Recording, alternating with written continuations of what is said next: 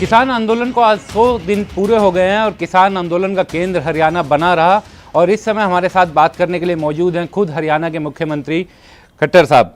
Sir, जिस तरीके से पूरा आंदोलन शुरू हुआ और उसके बाद आज 100 दिन हो गए हैं पूरे, लेकिन आंदोलन सुलझ नहीं पा रहा, कहीं कमी रह गई आपकी सरकार से समझाने में?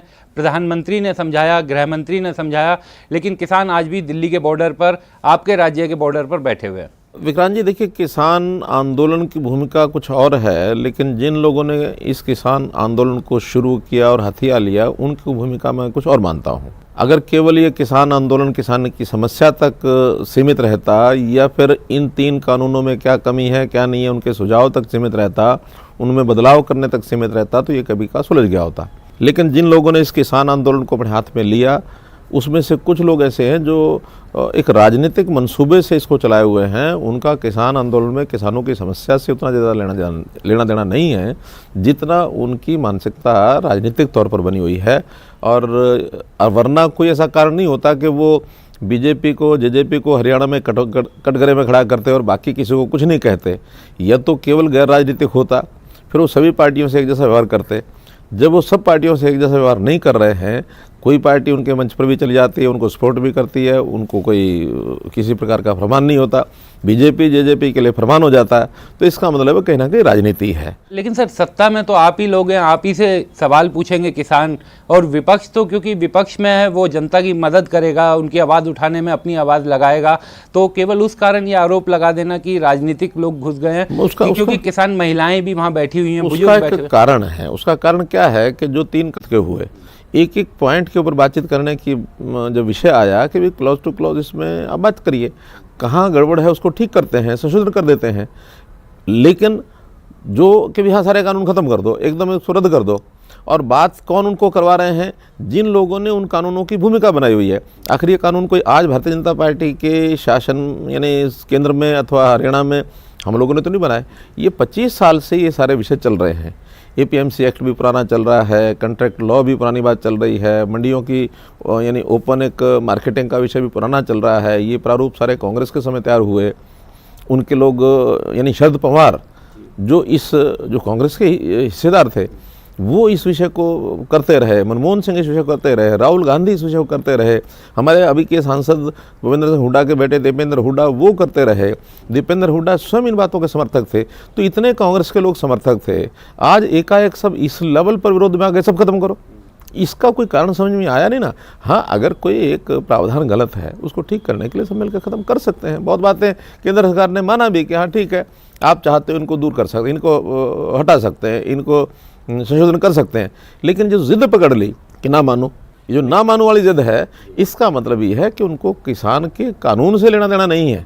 उनको तो एक ही है कि जो चीज़ हम सफल करना चाहते थे, हम बाहर हो गए हैं। अगर ये सफलता नरेंद्र मोदी जी के शासनकाल में हो गई तो इसका जो माइलेज है वो हमारी वजह नरेंद्र मोदी ले जाएंगे। ऐसा कहीं ना कहीं उनको भय लग रहा है, इस भय के कारण से विरोध चल रहा है। लेकिन सर, किसान के लिए आप, क्योंकि हरियाणा के मुख्यमंत्री हैं, हरियाणा कृषि प्रधान हमारा बहुत राज्य है, लेकिन आज हरियाणा के किसान भी कह रहे हैं, यूपी के किसान कह रहे हैं कि हम अपनी फसल को जला देंगे, ख़राब कर देंगे। दूध को कह रहे हैं 100 रुपये लीटर बेचेंगे, क्योंकि आप लोगों की सरकारें 100 रुपये लीटर पेट्रोल बेच रही है, तो उसी के मुकाबले बेचेंगे। तो नुकसान तो आखिर में जाकर के उस किसान का हो रहा है, जो वो फसल बो रहा है, जिसके लिए वो मेहनत कर रहा है, उसके लिए तो वो उसकी माँ के बराबर है। स्थिति उसके लिए ऐसी आ गई कि वो उसे विक्रांत जी, आपने बहुत अच्छा एक प्रश्न किया। मेरा भी यही कहना है कि ये जो किसान, सो कॉल्ड किसान लीडर्स, जो अपने आप को किसान नेता कहते हैं, वो ये जो आह्वान कर रहे हैं, इस आह्वान को, क्या वो इस आंदोलन को आगे बढ़ाए रखने के लिए आह्वान ठीक कर रहे हैं? मैं कहता हूँ कि इसमें से किसान का भी भला नहीं कर रहे, उसका नुकसान कर रहे हैं। और इस आंदोलन को भी समाप्त करने के लिए बातें बहुत हैं। आखिर उन्होंने कहा कि 100 रुपया किलो हम दूध बेचेंगे। अब हम तो कहते हैं 100 क्यों, और ज़्यादा बिकना चाहिए। आज तक मांग किसान यही करता रहा है कि हमको भी अपनी फसल का रेट तय करने का अधिकार होना चाहिए। ये अधिकार लेकर के वो देख रहे हैं। तो 100 रुपये बेचने के लिए उन्होंने पहले 5 दिन कहा था कि 5 दिन में कोई 100 रुपये से नीचे नहीं बेचेगा। आज 5 दिन पूरे हो गए, क्या एक भी लीटर 5 रुपये किलो बिका? ज़बरदस्ती कोई भी जो बेचने वाला होता है वो ज़बरदस्ती नहीं बेच सकता, रेट अपना ऑफर कर सकता है। खरीदने वाले की भी एक डिमांड होती है। तो डिमांड और सप्लाई का ये खेल है। डिमांड सप्लाई में ऐसा बाध्यता नहीं की जा सकती किसी भी चीज़ की। हाँ, चीज़ कम होती है तो अपने आप रेट बढ़ जाते हैं। अब हमारे यहाँ सब्जियाँ हैं, कभी वो 2 रुपये किलो हो जाती हैं, कभी 20 रुपये किलो हो जाती है, कभी 50 रुपये किलो हो जाती है, 100 रुपये किलो भी हो जाती है। आखिर वो कभी डिमांड ज़्यादा हो जाती है, सप्लाई कम है तो बढ़ जाता है रेट, कभी सप्लाई ज़्यादा है, डिमांड कम हो जाती है, रेट कम हो जाता है। तो ये सारी एक ओपन मार्केट की चीज़ें हैं। सर, लेकिन अब ऐसा लग रहा है कि प्रधानमंत्री जी ने भी सदन से बोला कि हम बातचीत करने को तैयार हैं, हमारा ऑफर आज भी खुला हुआ है, लेकिन कोई बातचीत ना केंद्र सरकार कर रही, ना आप लोग राज्य सरकार के स्तर पर कर रहे। ऐसा लग रहा है कि जो किसान सड़क पर बैठा हुआ है उसे अब आप लोग भूल गए हैं कि वो अपने आप थक के चले जाएंगे। नहीं भूले, आज भी हमारे लिए किसान वैसा ही प्रिय है जैसा पहले था। आखिर किसानों के लिए ऐसा नहीं कि इन कानून बनने से पहले हमने कुछ किया नहीं या कर नहीं रहे, बहुत कुछ कर रहे हैं। और हरियाणा के बारे में तो मैं कह सकता हूँ कि हम ऐसे ऐसे काम किसानों के लिए कर रहे हैं जो कांग्रेस शासित आसपास की प्रदेशों की सरकारें कुछ नहीं कर रही हैं। मैं उसका गिना देता हूं आपको। जैसे अभी प्रोक्योरमेंट का विषय है।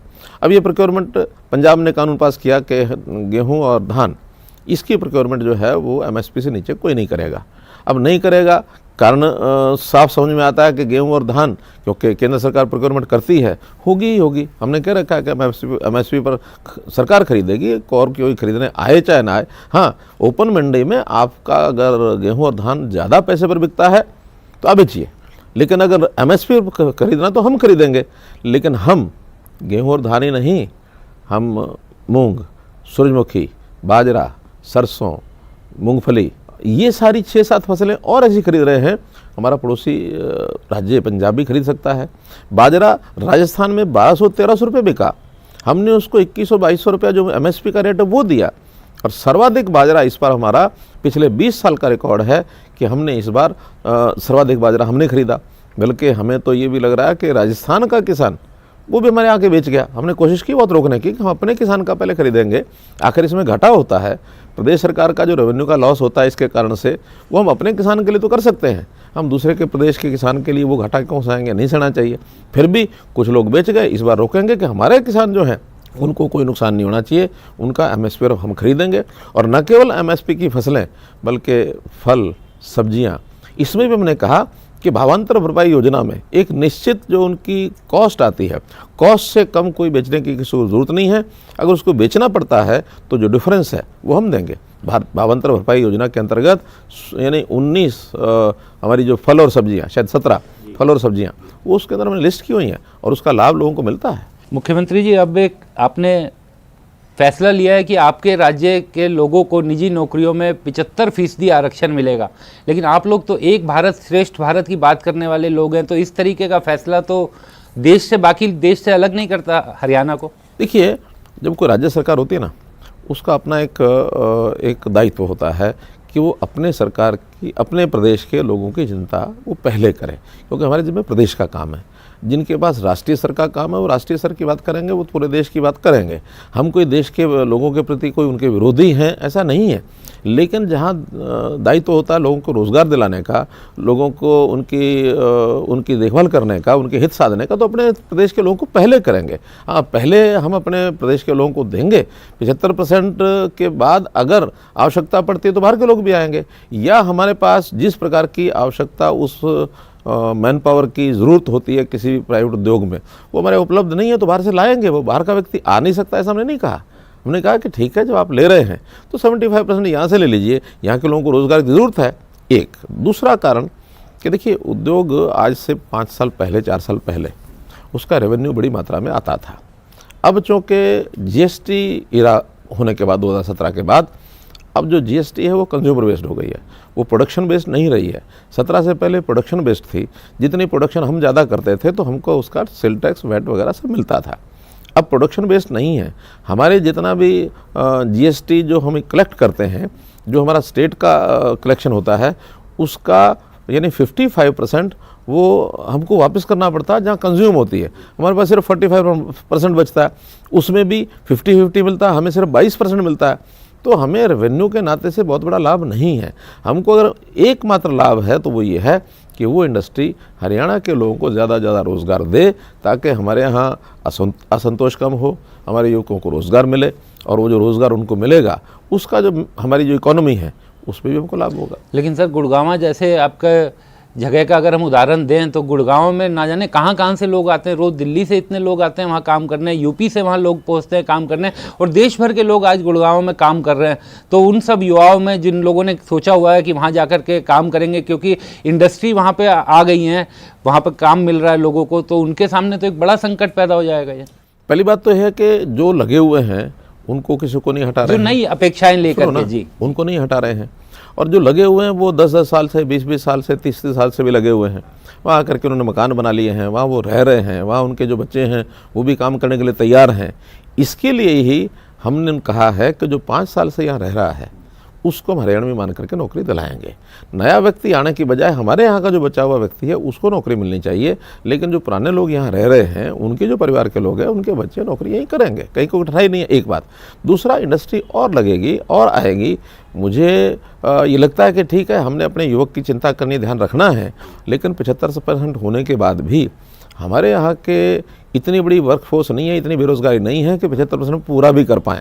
तो जब हम पूरा नहीं कर पाएंगे तो बाकी लोग तो बाहर से आएंगे ही, लगेंगे ही, क्योंकि हम उद्योग की तरफ पूरा ध्यान दे रहे हैं, हम कमी नहीं कर रहे हैं। हमारे पिछले 5 साल के अंदर MSME केवल 50,000 से ज़्यादा इकाइयाँ लगी हैं, 5 लाख नए लोगों को रोज़गार मिला है।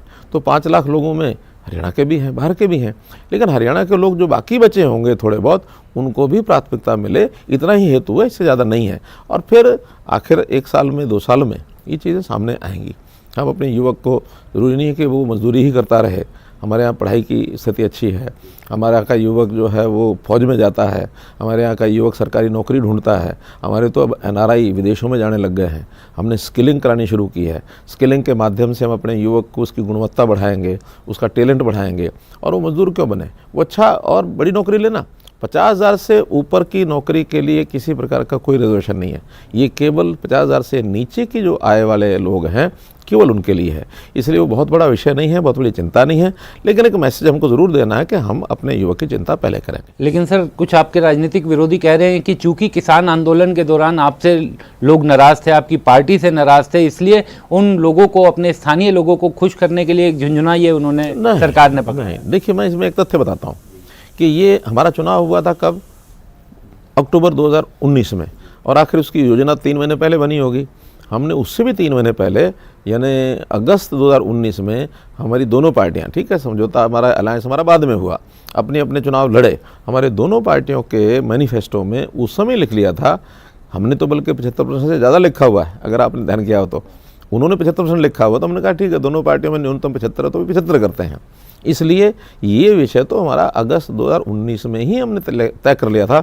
उस समय तो किसान आंदोलन कहीं नहीं था। और फिर किसान आंदोलन को दबाना, इन विषयों को लेकर के, ये एक ओछी हरकत मानूंगा मैं। हमारा ऐसा कोई इरादा नहीं रहता कि हम इन किसान आंदोलन को किसी और तरीके से, हम उनको समझा रहे हैं, उनको सारी सुविधाएं भी दे रहे हैं, और उसके अंदर किसान जो समझदार हैं वो आज भी ऐसा मानते हैं कि इस आंदोलन का कोई लाभ नहीं होगा इन किसानों को, इसलिए इनको वापस हो जाना चाहिए। अब एक प्रेस्टीज इशू बना हुआ है, हम कहते हैं प्रेस्टीज इशू नहीं बनाना चाहिए और बैठ के बातचीत करनी चाहिए। आज भी केंद्र सरकार तैयार है बातचीत करने के लिए, हम तैयार हैं बातचीत करने के लिए, लेकिन उनकी जो शर्त है कि पहले 3 कानून वापसी की बात मानो, फिर बात करेंगे। फिर बात का बचता क्या है, कुछ भी नहीं। मुख्यमंत्री जी से छोटे से ब्रेक के बाद बातचीत का सिलसिला जारी रहेगा।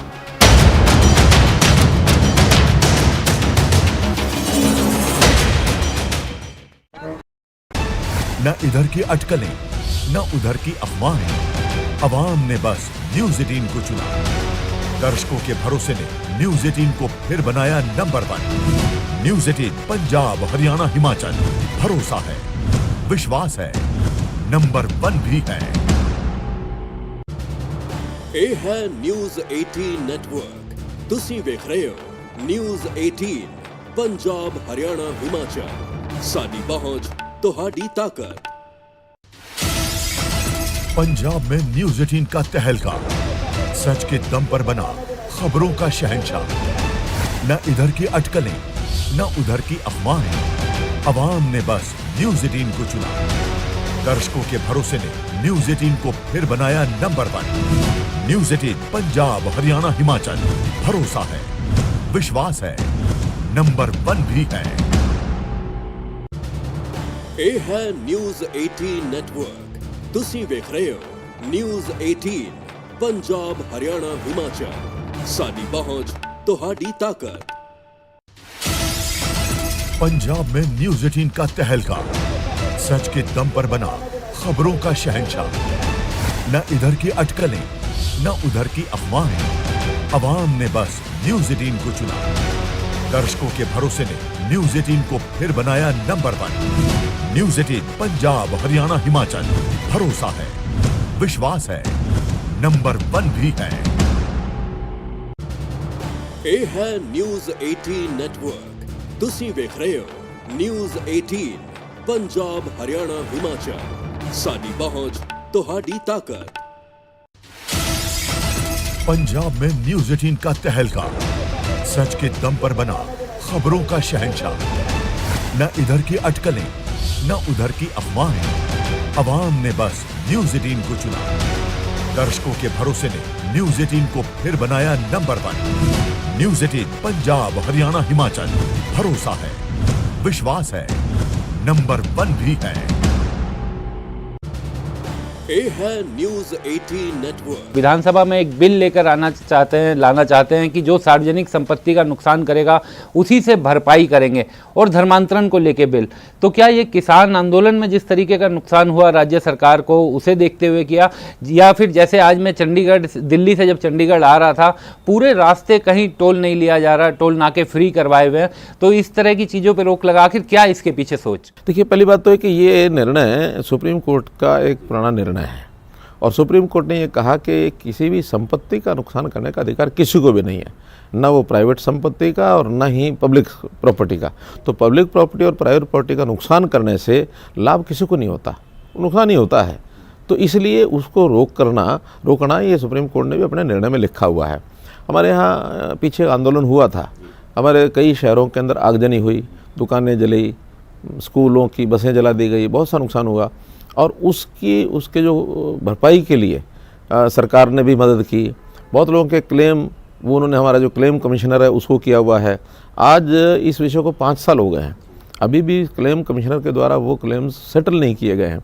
एक लंबी प्रोसेस है, उस लंबी प्रोसेस को रोकने के लिए हमें कुल मिलाकर के एक कानून बनाने की आवश्यकता इसलिए महसूस हुई कि कम से कम जो एक नुकसान करने वाला व्यक्ति आगे बढ़ के नुकसान करता है, केवल अपनी ही एक विम्सिकल एक एटीट्यूड को लेकर के, अपनी ज़िद को पूरा करने के लिए या अपने प्रभाव को दिखाने के लिए।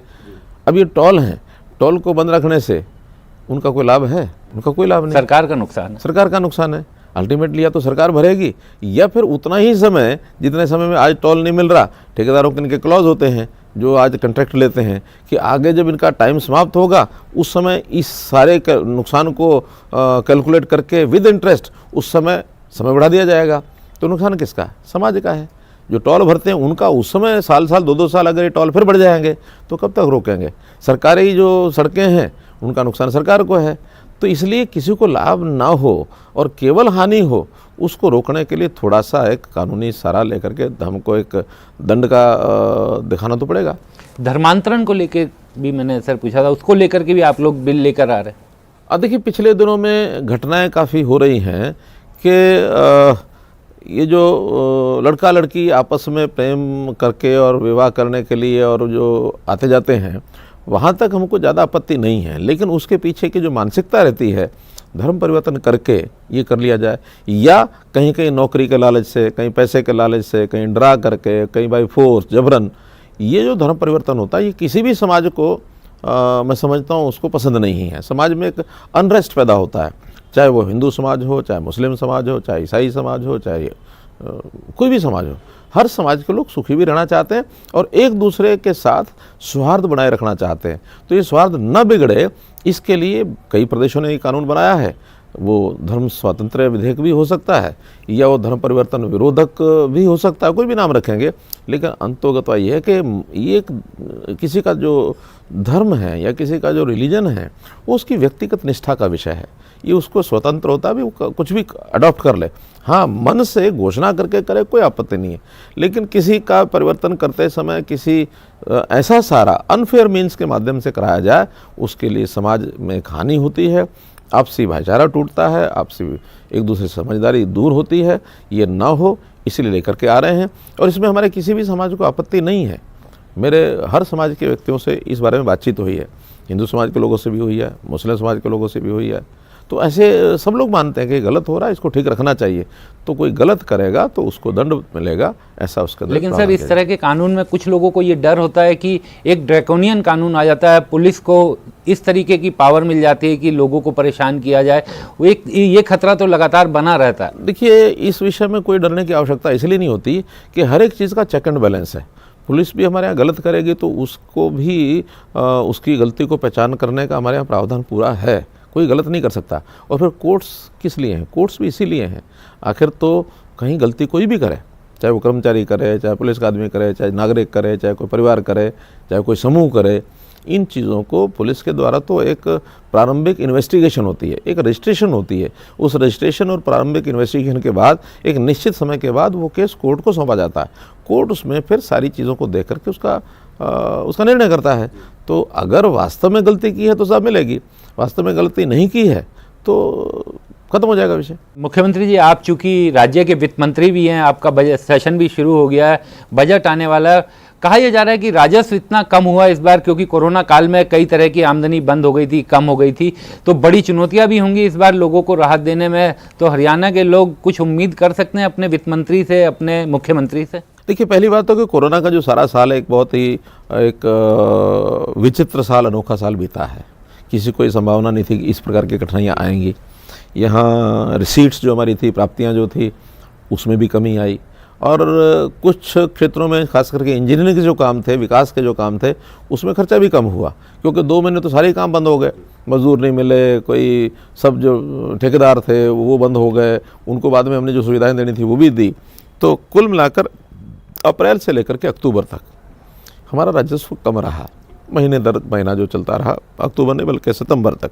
अक्टूबर ऑनवर्ड्स, अक्टूबर, नवंबर, दिसंबर, जनवरी, अभी फरवरी का हिसाब आया नहीं लेकिन वो भी बढ़ेगा। जैसे चार महीने में वो राजस्व रिकवर होना शुरू हुआ, जो कुल मिलाकर के हमारा 17,000 करोड़ रुपया जो राजस्व था वो उन अप्रैल से और सितंबर तक, ये 5 महीने में ये कम हुआ।